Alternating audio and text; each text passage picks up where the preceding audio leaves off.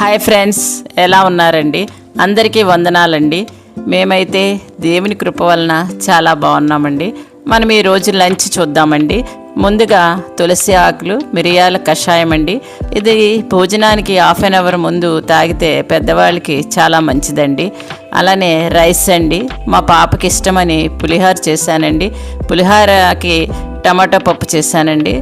అలాగే వైట్ రైస్లోకి అరటికాయ ఫ్రై, చిక్కుడుకాయ ఎగ్ కర్రీ, అలాగే చింతపండు రసము, వెల్లుల్లి మామిడి తురుము పచ్చడండి, పెరుగండి, పొమగ్రనేట్ సీడ్స్ స్నాక్స్ గానండి, ఇంకా అరటిపండు అండి. చివరిగా ఒక చిన్న మాట, మనము ఏమి విత్తుతామో అదే కోస్తాము.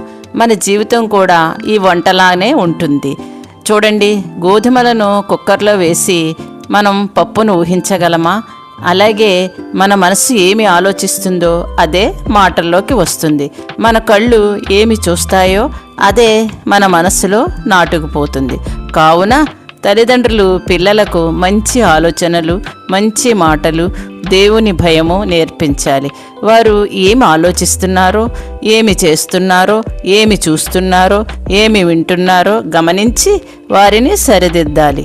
కావున పిల్లలకు సత్యం, ప్రేమ, దయ లాంటి మంచి విత్తనాలు నాటుదాం. మంచి పంటను పండిద్దాం.